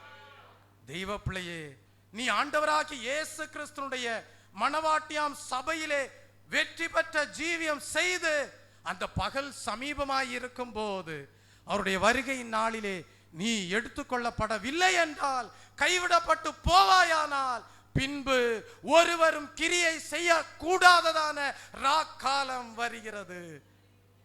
அதுதான் அந்தி கிறிஸ்துனுடைய ஆளுகை. ஒருவரும் கிரியை செய்யக்கூடாததான ராக்காலம் வருகிறது. காரணம் என்ன? மணவாட்டியாம் சபை எடுத்துக்கொள்ளப்படும், பரிசுத்த ஆவியானவர் எடுத்துக்கொள்ளப்படுவார். பின்பு இந்த பூமியிலே பரிசுத்த ஆவியானவருடைய செயல்பாடுகள் நின்று போய்விடும். முழு உலகத்திலும் அந்தகாரம் சூழ்ந்துவிடும். ஒருவரும் கிரியை செய்யக்கூடாததான ராக்காலம் வருகிறது. அந்த ராக்காலத்திற்கு தப்பிக்கொள்ளும்படியாக ஒரு தலபலவரதபதுலவே அந்த ராக்காலத்திற்கு தப்பிக்கொள்ளும்படியாக இருளின் அந்தகாரத்திலிருந்து உன்னை தேவன் விடுதலை ஆக்கி இருக்கிற பாக்கியத்தை நீ எண்ணி பார்த்து வருகை நாளாகிய பகலுக்கு ஆயத்தத்தோடு காணப்படுவாயாக. வருகை நாளுக்கு ஆயத்தத்தோடு காணப்படுவாயாக. வேதம் சொல்லுகிறது, வேத வசனம் கிடைக்க கூடாததான நாட்கள் வரும் என்று வேதத்திலே படிக்கிறோம். இன்றைக்கே நிறைய சபைகள் பாருங்க, நிறைய விலையேறப்பெற்ற சத்தியத்தை போதிப்பதற்கு ஆயத்தத்தோடு காணப்படவில்லை. ஆனால் நாமோ தேவனுடைய வருகையின் நாளுக்கு ஆயத்தப்படுத்துகிற சத்தியத்தை நாம் இங்கே விதைத்துக் கொண்டிருக்கிறோம். அல்லேலூயா, பிரைஸ் தி லார்ட். ஒருவரும் கிரியை செய்யக்கூடாததான ராக்காலம் வருகிறது. வேத வசனம் கிடைக்க கூடாததான ராக்காலம் வருகிறது. அந்த ராக்காலத்திலே மணவாட்டியாம் சபை இங்கு இருக்காது. அந்த ராக்காலத்திலே பரிசுத்த ஆவியானவர் ஊற்றப்பட மாட்டார். அந்த ராக்காலத்திலே பரிசுத்த ஆவியானவர் எடுத்துக்கொள்ளப்படுவார் பூமியிலிருந்து. ஆகவே தெய்வீக வெளிச்சம் இல்லாததான ஒரு ராக்காலம் வரப்போகிறது. தெய்வீக வெளிச்சம் பிரகாசிக்க கூடாதபடி காணப்பட போகிற ஒரு ராக்காலம் வரப்போகிறது. அந்தி கிறிஸ்துடைய நாட்கள் வரப்போகிறது. அதற்கு தப்பிக்கொள்ளும்படியாக ஆத்ம ரட்சிப்பை பாதுகாத்துக் கொள்வாயாக. அதற்கு தப்பிக்கொள்ளும்படியாக சரீர மீட்பை பெற்றுக்கொள்ளும்படியான பகல் நாளாகி அவருடைய வருகை நாளுக்கு ஆயத்தத்தோடு காணப்படுவாயாக. ஆகவேதான் ஆண்டவராகிய இயேசு கிறிஸ்துடைய வருகையின் நாளுக்கு பிறகு நடக்கக்கூடிய ஒரு சம்பவத்தை குறித்து நாம் படிக்கிறோம். அது என்ன சம்பவம்? 10 கன்னிகைகளுடைய சம்பவத்தை நாம் வேதத்திலே படிக்கிறோம். நீங்கள் மத்தேயு எழுதின சுவிசேஷ புஸ்தகம் 25ஆம் அதிகாரத்திற்கு வரும்போது அங்கே ஒரு ரகசியம் வெளிப்படுகிறது. மத்தேயு 25ஆம் அதிகாரத்திற்கு வரும்போது 1ஆம் வசனத்திலே நாம் படிக்கிறோம், அப்பொழுது பரலோக ராஜ்யம் தங்கள் தீவட்டிகளை பிடித்து கொண்டு மணவாளனுக்கு எதிர்கொண்டு புறப்பட்ட 10 கன்னிகைகளுக்கு ஒப்பாயிருக்கும். நல்லா பாருங்க, பரலோக ராஜ்யத்தை ஆண்டவராகிய இயேசு கிறிஸ்து எதற்கு ஒப்பிடுகிறார் தெரியுமா? மணவாளனுக்கு எதிர்கொண்டு போக புறப்பட்ட 10 கன்னிகைகளுக்கு ஒப்பிட்டு பேசுவதை பார்க்கிறோம். அவர்களிலே 5 பேர் எப்படி இருந்தார்கள்? புத்தியுள்ளவர்களாய் இருந்தார்கள். 5 பேர் எப்படி காணப்பட்டார்கள்? புத்தி இல்லாதவர்களாய் காணப்பட்டார்கள். புத்தி இல்லாதவர்கள் தங்கள் தீவட்டிகளை எடுத்துக்கொண்டு போனார்கள், எண்ணெயையோ கூட கொண்டு போகவில்லை. புத்தியுள்ளவர்கள் தங்கள் தீவட்டிகளோடும் கூட தங்கள் பாத்திரங்களில் எண்ணெயையும் கொண்டு போனார்கள். மணவாளன் வர தாமதித்த போது அவர்கள் எல்லாரும் நித்திரை மயக்கமடைந்து தூங்கிவிட்டார்கள். நடுராத்திரியிலே ஒரு சத்தத்தை கேட்டார்கள், இதோ மணவாளன் வருகிறார், அவருக்கு எதிர்கொண்டு போக புறப்படுங்கள் என்கிற சத்தம் உண்டாயிற்று. அப்பொழுது அந்த கன்னிகைகள் எல்லாரும் எழுந்திருந்து தங்கள் தீவட்டிகளை ஆயத்தப்படுத்தினார்கள். புத்தி இல்லாதவர்கள் புத்தியுள்ளவர்களை நோக்கி, உங்கள் எண்ணெயில் எங்களுக்கு கொஞ்சம் கொடுங்கள், எங்கள் தீவட்டிகள் அணைந்து போகிறதே என்றார்கள். புத்தியுள்ளவர்கள் பிரதியுத்தரமாக, அப்படியல்ல, எங்களுக்கும் உங்களுக்கும் போதாமல் இராதபடி நீங்கள் விற்கிறவர்களிடத்தில் போய் உங்களுக்காக வாங்கிக் கொள்ளுங்கள் என்றார்கள். அப்படியே அவர்கள் வாங்க போன போது மணவாளன் வந்து விட்டார். ஆயத்தமாயிருந்தவர்கள் அவரோடே கூட கல்யாண வீட்டிற்குள் பிரவேசித்தார்கள். கதவும் அடைக்கப்பட்டது. தெய்வ பிள்ளை, இதுல ஒரு ஆழமான ஒரு சத்தியம் உண்டாயிருக்கிறது. இந்த 10 கன்னிகைகளும் ஆண்டவராகிய இயேசு கிறிஸ்துனுடைய வருகையிலே கைவிடப்பட்டவர்கள் தான். இந்த 10 கன்னிகைகளும் மணவாட்டியாம் சபையிலே காணப்பட்டு வெற்றியுள்ள வாழ்க்கையை செய்யாமல் கைவிடப்பட்டவர்கள் தான் இந்த 10 கன்னிகைகளும். தெய்வ பிள்ளையே, ஆகவேதான் அங்கே சொல்லப்பட்டிருக்கிறது, அவர்கள் எப்படி காணப்பட்டார்கள்? நித்திரை மயக்கமடைந்து தூங்கிவிட்டார்கள் என்று பார்க்கிறோம். மணவாட்டியாம் சபை நித்திரை மயக்கமடைந்து தூங்குகிறவள் அல்ல. அல்லேலூயா. ஆகவேதான் நாம் வாசித்த மூல வசனத்திலே படிக்கிறோம், நித்திரையை விட்டு எழுந்திருக்கத்தக்க வேளையாயிற்றென்று நாம் காலத்தை அறிந்தவர்களாக. அப்படியானால் நாம் விழிப்புள்ள ஜீவியம் செய்ய வேண்டியவர்கள். அல்லேலூயா. ஆண்டவராகிய இயேசு கிறிஸ்துடைய வருகை எப்பொழுது வேண்டுமானாலும் காணப்படலாம் என்று சொல்லி விழிப்புள்ள ஜீவியம் செய்ய வேண்டியவர்கள். அப்படிப்பட்டவர்கள் ஜெயம் பெற்ற ஆண் பிள்ளையாக, புறாவாக, கற்புள்ள கன்னிகைகளாக எடுத்துக் கொள்ளப்படுவார்கள். ஆனா இங்க சொல்லப்பட்டிருக்கிறது கற்புள்ள கன்னிகைகளை பற்றி அல்ல, கன்னிகைகளை பற்றி சொல்லப்பட்டிருக்கிறது. நாம் ஆண்டவராகிய இயேசு கிறிஸ்துடைய மணவாட்டியாம் சபையாக ஜெயம் கொண்டவர்களாக எடுத்துக்கொள்ளப்பட வேண்டுமானால் கற்புள்ள கன்னிகைகளாய் இருக்க வேண்டும், கற்புள்ள கன்னிகைகளாக காணப்பட வேண்டும். அவர்களிடத்திலே கரை திரை ஒன்றும் இருக்காது. அப்படிப்பட்டவர்கள் எடுத்துக்கொள்ளப்படுவார்கள். ஆனா இங்க சொல்லப்பட்டிருக்கிற 10 கன்னிகைகளும் ஆண்டவராகிய இயேசு கிறிஸ்துடைய வருகையின் நாளிலே கைவிடப்பட்டவர்கள். காரணம் என்ன தெரியுமா? ஒரு காரணம், இவர்கள் நித்திரை மயக்கத்திற்குள்ளே காணப்படுகிறார்கள். ஒன்று. இரண்டாவது, ஆண்டவராகிய இயேசு கிறிஸ்து தம்முடைய மணவாட்டியை சேர்க்கும்படியாக வரும்போது இதோ மணவாளன் வருகிறார் என்கிற ஒரு சத்தம் காணப்படாது. ஆண்டவராகிய இயேசு கிறிஸ்துடைய மணவாட்டியாம் சபையை சேர்த்து கொள்ளும்படியாக அவர் வரும்போது எக்கால சத்தம் காணப்படும். அல்லேலூயா, அல்லேலூயா. இதோ மணவாளன் வருகிறார், ஆயத்தப்படுங்கள் என்கிற சத்தம் உண்டாயிருக்காது. அது ரகசிய வருகை. ஆயத்தப்படுங்கள் என்கிற ஒரு சத்தத்தோடு ஆண்டவர் வரப்போகிறதில்லை. அவர் திருடனை போல வரப்போகிறார். அல்லேலூயா. அவர் திருடனை போல வரும்போது எக்கால சத்தத்தோடும் பிரதான தூதனுடைய சத்தத்தோடும் தேவ எக்காலத்தோடும் அவர் கடந்து வருவார். அந்த எக்கால சத்தத்தை கேட்கும்படியான விழிப்புள்ளவர்களாக ஆவிக்குரிய ஜீவியத்தை வைத்துக் கொண்டவர்கள் மாத்திரம்தான், ஆத்ம ரட்சிப்பை பாதுகாத்துக் கொண்டவர்கள் மாத்திரம்தான் அந்த ஜெயம் கொண்ட ஆண் பிள்ளையாக காணப்படுவார்கள். எடுத்துக்கொள்ளப்படுகிற சபையிலே, மணவாட்டியாம் சபையிலே காணப்படுவார்கள். ஆனால் கைவிடப்பட்டவர்கள் ஆவியின் நிறைவிலே கற்புள்ள கன்னிகை என்கிற அனுபவத்தை பாதுகாத்துக் கொள்ளாமல் அபிஷேகத்தை இழந்து அல்லது நிறைவுள்ள அபிஷேகம் இல்லாதவர்களாக காணப்படுகிற கன்னிகைகள் கைவிடப்படுவார்கள். அந்த கைவிடப்பட்ட 10 கன்னிகைகளை குறித்து தான் நாம் இங்கே வாசிக்கிறோம். அவர்களிலே 2 கூட்டத்தார் காணப்பட்டார்கள். ஒரு கூட்டத்தார் புத்தியுள்ளவர்கள், இன்னொரு கூட்டத்தார் புத்தி இல்லாதவர்கள். புத்தியுள்ளவர்களிடத்துல என்ன காணப்பட்டது? கொஞ்சம் எண்ணெய் இருக்கு அவங்கள்ட்ட. என்ன இருக்கு? கொஞ்சம் அபிஷேகம் இருக்கு. புத்தி இல்லாதவர்களிடத்திலோ என்ன இல்லை? அபிஷேகமே இல்லை, எண்ணெயே இல்லை. அப்படின்னா நல்லா தெரிஞ்சுக்கோங்க, ஆண்டவராகிய இயேசு கிறிஸ்து திருடனை போல வரும்போது அபிஷேகத்தின் நிறைவிலே காணப்படுகிறவர்கள் தான் எடுத்துக்கொள்ளப்படுவார்கள். அபிஷேகத்தின் நிறைவில்லாமல் கொஞ்சம் எண்ணெயோடு இருப்பவர்கள் கைவிடப்படுவார்கள். அபிஷேகம் இல்லாதவர்களும் கைவிடப்படுவார்கள். தேவ பலத்தால் தங்களை காத்து கொள்ளாதவர்கள் பரலோக சுதந்திரத்தை, மேன்மையான சுதந்திரத்தை அடையக்கூடாதபடி அவர்கள் கைவிடப்படுவார்கள்.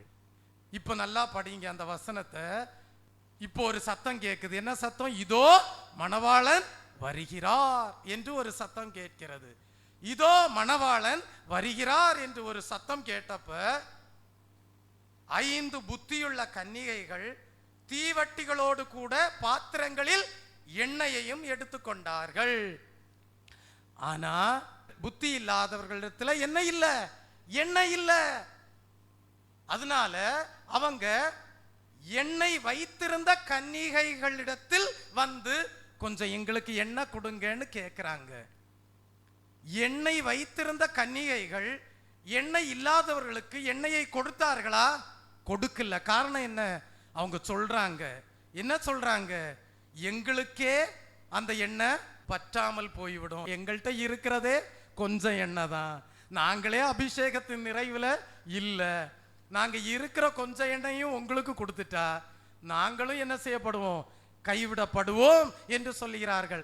அங்க கைவிடப்படுதல் என்று சொல்வது ஆண்டவராகிய இயேசு கிறிஸ்துவுடைய மணவாட்டியாம் சபையிலே கைவிடப்படுகிற அனுபவம் அல்ல. அந்தி கிறிஸ்துனுடைய 3.5 வருட ஆளுகை முடிந்த பிறகு மகா உபத்திரவ காலத்திற்கு முன்பாக கைவிடப்படக்கூடிய அனுபவமாயிருக்கிறது. அதை தான் அறுவடை என்று நாம் வேதத்திலே படிக்கிறோம். தேவன் தம்முடைய தூதர்களை உபத்திரவ காலத்தின் மத்தியிலே, மகா உபத்திரவ காலம் துவங்குவதற்கு முன்பாக தம்முடைய தூதர்களை இந்த உலகத்திலே அனுப்பி இரத்த சாட்சிகளையும் அபிஷேகத்திலே குறைவுள்ளவர்களாய் இருந்து பாத்திரத்தில் கொஞ்சம் எண்ணெய் வைத்து அந்தி கிறிஸ்துடைய முத்திரையை ஏற்றுக்கொள்ளாதவர்களையும் சேர்க்கும்படியாக தம்முடைய தூதர்களை இந்த உலகத்திலே அனுப்புவார். அவர்கள் எல்லாரும் அந்த அறுவடையிலே தேவனால் தம்முடைய தூதர்களினால் சேர்க்கப்படுவார்கள். அப்படிப்பட்ட கூட்டத்தை குறித்து தான் நாம் இங்கே படிக்கிறோம்.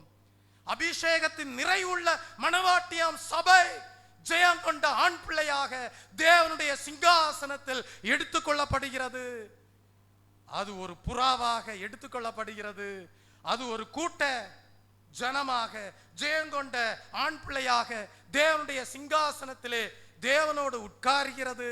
ஆனால் கைவிடப்பட்ட சபையிலே 2 கூட்ட ஜனங்கள். ஒன்று அபிஷேகத்தின் நிறைவில்லாதவர்கள், கொஞ்சம் எண்ணெயை பாத்திரத்திலே வைத்திருப்பவர்கள். இன்னொரு கூட்டம் அபிஷேகமே இல்லாம காணப்படுகிற கூட்டம். ஆத்ம ரட்சிப்பையே பாதுகாத்து கொள்ளாம தேவ பலனை பெற்றுக்கொள்ளாத கூட்டம். இப்படிப்பட்ட கூட்டம் அந்தி கிறிஸ்துனுடைய 7 ஆண்டு காலத்திலே காணப்படும். மணவாட்டியாம் சபை காணப்படாது. ஆனால் எடுத்துக்கொள்ளப்படாத சபையிலே இப்படிப்பட்ட கன்னிகைகளின் கூட்டம் காணப்படுவார்கள். அப்படி 7 ஆண்டு காலம் அந்தி கிறிஸ்துனுடைய நாட்கள் நடந்து வரும்போது 3.5 வருட காலம் உபத்திரவ காலத்தின் முடிவு வரும்போது, மகா உபத்திரவ காலத்திற்கு செல்வதற்கு முன்பாக அந்தி கிறிஸ்துனுடைய முத்திரையை தரிக்காதவர்கள், இரத்த சாட்சிகளாக மரிக்கிறவர்கள், அபிஷேகத்திலே குறைவுள்ளவர்களாக காணப்பட்டு ஜீவிக்கிறவர்கள், இவர்கள் எல்லாரும் கொஞ்சம் நித்திரை மயக்கத்துல தான் காணப்படுவாங்க. அப்ப ஒரு சத்தம் கேக்குது, இதோ மணவாளன் வருகிறார். இது ரகசிய வருகையில கேட்கிற சத்தம் கிடையாது. ரகசிய வருகையில எக்கால சத்தம் தான். ஆனால் இது அறுவடையின் காலம். அந்த அறுவடையின் நாட்களிலே ஒரு சத்தம் கேட்கிறது, இதோ மணவாளன் வருகிறார். உடனே அபிஷேகத்துல குறைவுள்ளவங்க தங்களிடத்துல இருக்கிற அபிஷேகத்தோட கொஞ்சம் எழும்புறாங்க. தீவெட்டிகளை பிடிக்கிறாங்க, எரிந்து பிரகாசிக்கணும்னு எழும்புறாங்க. அவர்களிடத்துல அபிஷேகமே இல்லாதவங்க வர்றாங்க, கொஞ்சம் பாத்திரத்தையும் எடுத்துட்டு எங்களுக்கு கொஞ்சம் எண்ணெயை கொடுங்கன்ட்டு. உடனே புத்தி உள்ளவர்கள் என்ன சொல்லுகிறார்கள்? புத்தியுள்ளவர்கள் பிரதியுத்தரமாக, அப்படி அல்ல, நாங்க எங்களிடத்தில் இருக்கிற எண்ணெயை உங்களுக்கு கொடுத்துட்டா எங்களுக்கும் உங்களுக்கும் போதாமல் இராதபடி போக போகிறது. ஆகவே எங்கேயாவது வித்தா நீங்க போய் எண்ணெயை என்ன செய்யுங்க, வாங்கிக்கோங்க. எங்கேயாவது அபிஷேக கூட்டம் நடந்தா போய் காத்திருந்து பெற்றுக்கொள்ளுங்கள். எங்கேயாவது காத்திருப்பு கூட்டம் நடந்ததுன்னா போய் பரிசுத்தாவின் அபிஷேகத்தை பெற்றுக்கொள்ளுங்கள் என்று சொல்லுகிறார்கள். ஆனால் அன்றைக்கு அபிஷேக கூட்டங்கள் இருக்காது, அன்றைக்கு காத்திருப்பு கூட்டங்கள் இருக்காது. காரணம், அந்தி கிறிஸ்துனுடைய ஆளுகை ஒருவரும் கிரியை செய்யக்கூடாத காலமாயிருக்கும். ஆகவே சொற்ப எண்ணெயோடு காணப்படுகிறவர்கள் கல்யாண வீட்டிற்குள் பிரவேசிக்கிறார்கள். கதவும் பூட்டப்படுகிறது. அல்லேலூயா. நியாய தீர்ப்பு நாள் சமீபமாகிறது. அல்லேலூயா. ஒரு தலபலவரதவதிலபக்கலவரதவதிலவரதவதிலவே இன்றைக்கு காத்திருந்த அபிஷேகத்தை பெற்றுக்கொள். ஒரு தலபலவரதவதிலவே பரிசுத்த ஆவியானவர் எடுத்துக்கொள்ளப்படக்கூடிய நாள் மிகவும் சமீபமாயிருக்கிறது. அன்றைக்கு நீ தேவ சமூகத்தை தேடி ஓடி வரும்போது அங்கே உன்னுடைய ஊழியக்காரன் இருக்க மாட்டான். ஒரு தேடி தேடி அலைவாய். எங்கேயாவது ஒரு ஆராதனை கூட்டம் நடக்குமா? கொஞ்சம் அபிஷேகத்தை பெற்றுக்கொள்ள முடியுமா? தேவன் என்னை சந்திப்பாரா? ஆராதனை வேளை எனக்கு மகிழ்ச்சியா இருக்குமா என்று தேடி தேடி அலைவாய். ஒரு தலபலவரதவதலவே. ஆனால் அதுவோ வேத வசனம் கிடைக்காத நாளாயிருக்கும். அதுவோ அபிஷேகம் ஊற்றப்படாத நாட்களாயிருக்கும். கதவு அடைக்கப்படுகிறது. ஒரு தலபலவரதவதிலபக்கலவரதவதிலவே. நம்முடைய கண்களை மூடுவோம். ஆகவே இந்த நாளிலே நித்திரையை விட்டு எழுந்திருக்கத்தக்க வேளை ஆயிற்று என்று அறிந்தவர்களாக விசுவாசத்தினாலே ஆத்ம ரட்சிப்பை பெற்றுக்கொண்ட ஜனமே, விசுவாசத்தினாலே தேவ பலனை பெற்றுக்கொண்ட ஜனமே, ஒரு தலபலவரதவதிலவே ஆண்டவராகிய இயேசு கிறிஸ்துவினுடைய ஒளியின் வஸ்திரங்களை தரித்துக் கொள்வாயாக. ஆண்டவராகிய இயேசு கிறிஸ்து உன்னை ஆச்சரியமான ஒளியினிடத்திற்கு வரவழைத்திருக்கிறார் என்கிற எண்ணத்தோடு பரிசுத்த ஆவியின் அபிஷேகமாகிய ஆச்சரியமான ஒளியினிடத்தில் தேவன் உன்னை வழிநடத்தி கொண்டு வந்திருக்கிறார் என்பதை அறிந்து கொண்டு ஒரு தலபலவரதவதிலபக்கலவரதவதிலவே சரீர மீட்புக்கு ஆயத்தமாவாயாக. சரீர மீட்பை பெற்றுக்கொள்ளும்படியாக தேவன் வெளிப்பட போகிறார். பகல் காலம் சமீபமாகி இருக்கிறது.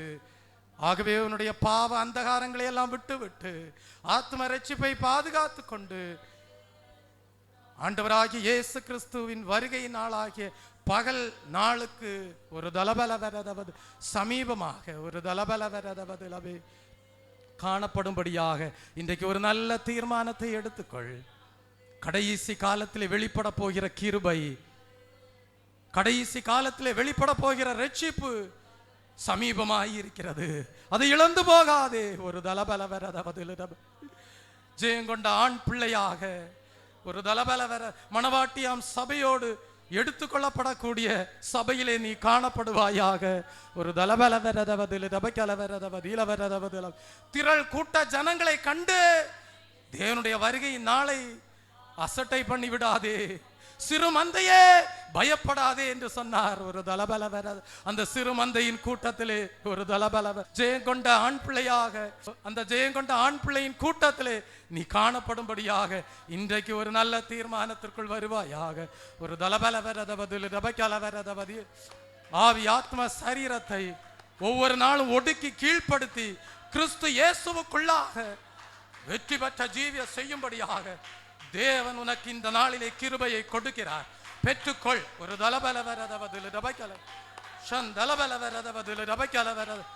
இது பலத்தினாலும் அல்ல, பராக்கிரமத்தினாலும் அல்ல, தேவனுடைய ஆவியினால் மாத்திரம் கூடும். நீ வெற்றியுள்ள வாழ்க்கை செய்ய வேண்டுமானால் தேவனுடைய அபிஷேகத்தினால் மாத்திரம் கூடும், தேவனுடைய பலத்தினால் மாத்திரம் கூடும், தேவனுடைய ஆவியினால் மாத்திரம் கூடும். ஒரு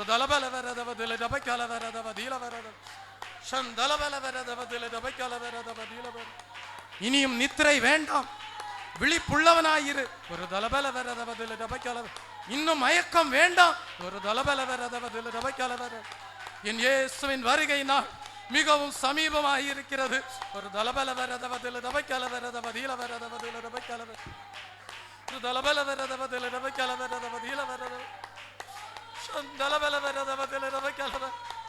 பரலோகத்தில் உனக்கு சுதந்திரம் உண்டு. ஒரு அந்த சுதந்திரத்தை இழந்து போகாதே.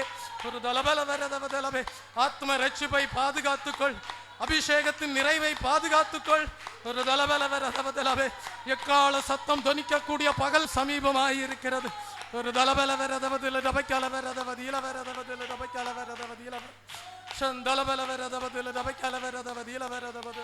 கற்புள்ள கன்னிகையாக கரை திரையற்ற ஜீவியம் செய்யும்படியாக தேவன் உன்னை ஒரு அபிஷேகத்தின் நிறைவோடு பாதுகாத்து வருகிறார். ஒரு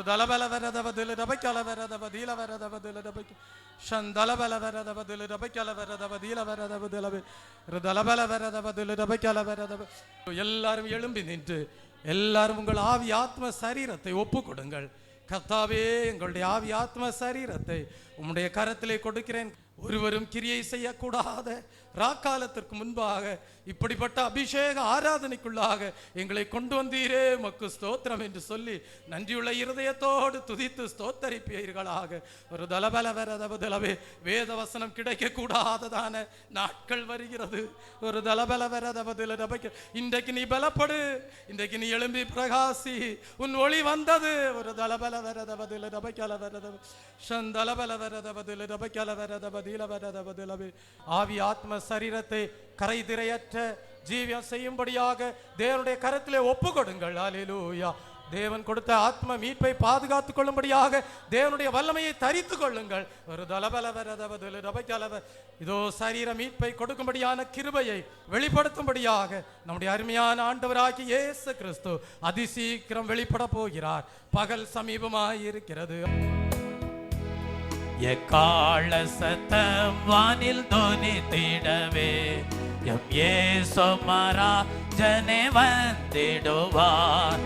எக்கால சத்தம் வானில் தொனித்திடவே எம் இயேசு மராஜனே வந்திடுவார். அந்த நாள் மிக சமீபமே, சுத்தர்கள் யாவரும் சேர்ந்திடவே.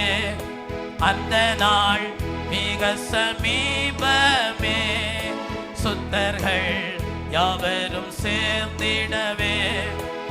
தேவய காலம் வானில் முழங்க தேவாதி தேவனை சந்திப்போமே. தேவய காலம் வானில் முழங்க தேவாதி தேவனை சந்திப்போமே. எக்கால சத்தம் வானில் தொனித்திடவே எம் இயேசு மராஜனே வந்திடுவார். எக்கால சத்தம் வானில் தொனித்திடவே எம் இயேசு மராஜனே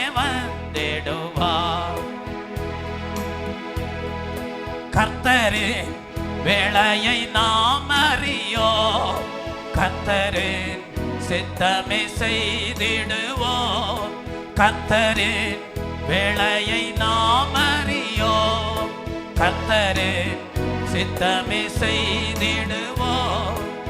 கர்த்தரே வாரும், வாஞ்சையை தீரும், கருத்துடன் நாம் விழித்திருப்போம். கர்த்தரே வாரும், வாஞ்சையை தீரும், கருத்துடன் நாம் விழித்திருப்போம். எக்கால சத்தம் வானில் தொனித்திடவே எம் இயேசு மராஜனே வந்திடுவார். எக்கால சத்தம் வானில் தொனித்திடவே எம் இயேசு மராஜனே வந்திடுவார். எக்கால சத்தம் வானில் தொனித்திடவே எம் இயேசு மராஜனே வந்திடுவார்.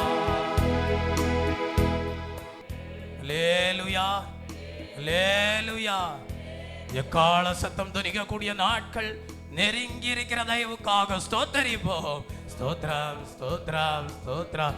தேவ பலத்தினாலே காக்கப்பட்டிருக்கிற நாம் தேவனுடைய வருகை நாளிலே கடைசி காலத்து ரட்சிப்பை பெற்றுக்கொண்டு ஜெயம் சிறந்தவர்களாக மத்தியாகாயத்திலே ஆண்டவராகிய இயேசு கிறிஸ்துவை சந்திக்கும்படியான ஆயத்தத்தோடு தேவன் நம்மை வழிநடத்தி செல்கிற தயவுக்காக ஸ்தோத்தரிப்போம். ஸ்தோத்ரம், ஸ்தோத்ரம், ஸ்தோத்ரம், ஸ்தோத்ரம், ஸ்தோத்ரம். கர்த்தர் சியோனை கட்டி தம்முடைய மகிமையிலே வெளிப்படக்கூடிய நாள் சமீபமாய் இருக்கிறது. ஒரு அந்த நாளுக்கு நேராக கடந்து சென்று கொண்டிருக்கிற ஒவ்வொருவரும் அந்த ஆண்டவராகிய இயேசு கிறிஸ்துடைய வருகை நாளிலே கைவிடப்படாதபடி காக்கப்படும்படியாக ஸ்தோத்தரிப்போம். ஸ்தோத்ரம், ஸ்தோத்ரம், ஸ்தோத்ரம், ஸ்தோத்ரம், ஸ்தோத்ரம். ஆத்ம ரட்சிப்பை நம்முடைய ஜீவியத்திலே தேவன் பாதுகாத்து கொள்ள செய்யும்படியாக, அதற்கேற்ற நல்ல தீர்மானத்தோடு ஜீவிக்கும்படியாக தேவ சமூகத்திலே தீர்மானத்தோடு தேவனை ஸ்தோத்தரிப்போம். ஸ்தோத்ரம், ஸ்தோத்ரம், ஸ்தோத்ரம். ஞான ஸ்நானத்தின் அனுபவத்தின் மூலமாக தேவனோடு பண்ணின உடன்படிக்கையை பாதுகாத்து கொண்டு ஜீவிக்கும்படியாக ஸ்தோத்தரிப்போம். ஸ்தோத்ரம், ஸ்தோத்ரம். தேவன் நமக்கு கொடுத்த பரிசுத்தாவியின் தேவ பலத்தினாலே நாம் காக்கப்பட்டு ஜீவிக்கும்படியாக ஸ்தோத்தரிப்போம். ஸ்தோத்ரம், ஸ்தோத்ரம், ஸ்தோத்ரம், ஸ்தோத்ரம். கர்த்தருடைய வருகை நாளாகிய பகல் சமீபமாய் இருக்கிறது என்பதை அறிந்து நாம் அந்த சரீர மீட்பாகிய கடைசி காலத்து ரட்சிப்பையும் பெற்றுக்கொள்ள பாத்திரவான்களாக ஜீவிக்க தேவன் கிருபை நல்கும்படியாக ஸ்தோத்தரிப்போம். ஸ்தோத்ரம், ஸ்தோத்ரம், ஸ்தோத்ரம். ஆண்டவராகிய இயேசு கிறிஸ்துடைய வருகையினால் சமீபமாய் இருக்கிறது. அவர் எப்பொழுது வந்தாலும் எடுத்துக்கொள்ளப்படக்கூடிய ஜெயங்கொண்ட மணவாட்டியாம் சபையிலே ஆண் பிள்ளையின் கூட்டத்திலே ஒவ்வொருவரும் காணப்படும்படியாக ஸ்தோத்தரிப்போம். ஸ்தோத்ரம், ஸ்தோத்ரம், ஸ்தோத்ரம். ஒருவரும் கிரியை செய்யக்கூடாததான அந்தகாரத்தின் நாள் வருகிறது. இதோ அந்தி கிறிஸ்துடைய நாட்கள் வருகிறது. அந்த நாட்களுக்குள்ளாக ஒருவராகிலும் ஆண்டவருடைய வருகை நாள் இழந்து போய் அந்த நிர்பந்தமான சூழ்நிலைக்குள்ளே காணப்படாதபடி தேவன் பாதுகாக்கும்படியாக ஸ்தோத்தரிப்போம். ஸ்தோத்ரம், ஸ்தோத்ரம். என் ஆத்துமாவே கர்த்தரை ஸ்தோத்தரி, என் முழு உள்ளமையருடைய பரிசுத்தநாமத்தை ஸ்தோத்தரி. என் ஆத்துமாவே கர்த்தரை ஸ்தோத்தரி, அவர் செய்த சகல உபகாரங்களையும் மறவாதே. ஆமென். நம்முடைய கர்த்தராகிய இயேசு கிறிஸ்துடைய கிருபையும் பிதாவாகிய தேவனுடைய அன்பும் பரிசுத்த ஆவியானுடைய அந்யோன்ய ஐக்கியமும் இன்றும் என்றும் சதா காலங்களிலும் நம் அனைவரோடும் நம்முடைய குடும்பங்களோடும் சபையாரோடும் இருப்பதாக. ஆமென். அல்லேலூயா, அல்லேலூயா, அல்லேலூயா, அல்லேலூயா, அல்லேலூயா, அல்லேலூயா, அல்லேலூயா, அல்லேலூயா, அல்லேலூயா, அல்லேலூயா, அல்லேலூயா.